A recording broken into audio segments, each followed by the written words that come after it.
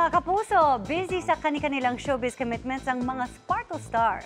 Gaya na lang ni Rita Daniela at Bianca Manalo na very proud sa kanilang recent win sa iba't ibang award-giving bodies. Pero si Rita, may hinard launch din?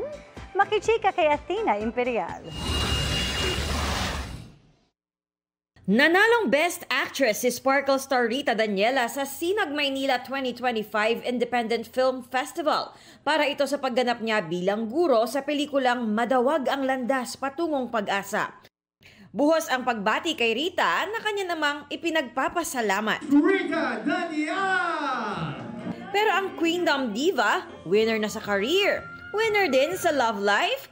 Sa real post kasi ni Rita ng kanyang 30th birthday celebration sa Instagram, spotted ng netizens ang sweet moment ni Rita at basketball player na si Maclaude Guadagna. Nag-holding hands din ang dalawa sa dulo ng video. Kaya ang tanong, ano ang real score? Isa pang kinakikiligan at layag na layag ang As Ralph ni na AZ Martinez at Ralph De Leon, na para bang newlyweds ang dalawa sa kanilang mga suot ng umattend sa kanilang fan meet. Mula sa venue na mala reception ang look, cake, dance, at sabay na panonood ng fireworks.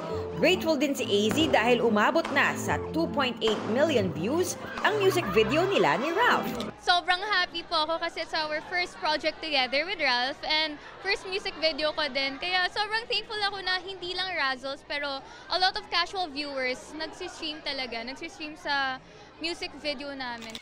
Galing abroad din si AZ kasama ang pamilyang nagbakasyon sa Vietnam. For 4 months then hindi ako nakapunta sa wedding ng brother ko. So parang it's a pambawi for my family na let's go on a vacation together.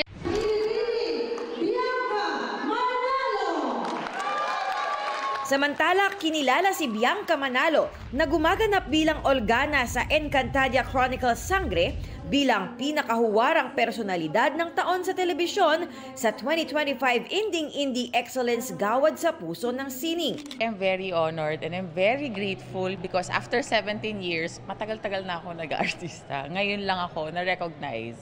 So I'm very thankful sa grupong ito for recognizing me and promise ko na lalo kong gagalingan.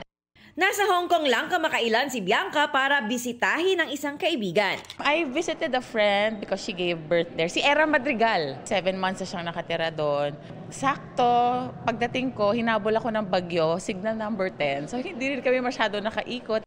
Despite the weather, nakapag-catch up and quality time pa rin naman daw ang aktres sa mga kaibigan sa loob ng hotel. Athena Imperial updated sa Showbiz Happening!